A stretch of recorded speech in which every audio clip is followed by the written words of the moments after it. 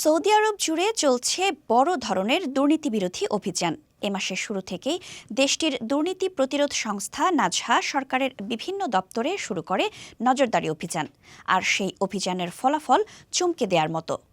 এখন পর্যন্ত ৪৩৫ জন কর্মকর্তা কর্মচারীকে জিজ্ঞাসাবাদ করা হয়েছে, আর তাদের মধ্যে ১২০ জনকে ইতিমধ্যেই গ্রেপ্তার করা হয়েছে ঘুষ গ্রহণ, ক্ষমতার অপব্যবহার এবং আর্থিক দুর্নীতির অভিযোগে। গ্রেপ্তার হওয়া ব্যক্তিদের মধ্যে রয়েছেন স্বরাষ্ট্র মন্ত্রণালয়, প্রতিরক্ষা, নগর উন্নয়ন, আবাসন, মানব সম্পদ উন্নয়ন, পরিবহন, স্বাস্থ্য, এমনকি কর ও কাস্টমস বিভাগের উচ্চপদস্থ কর্মকর্তা কর্মচারীরা।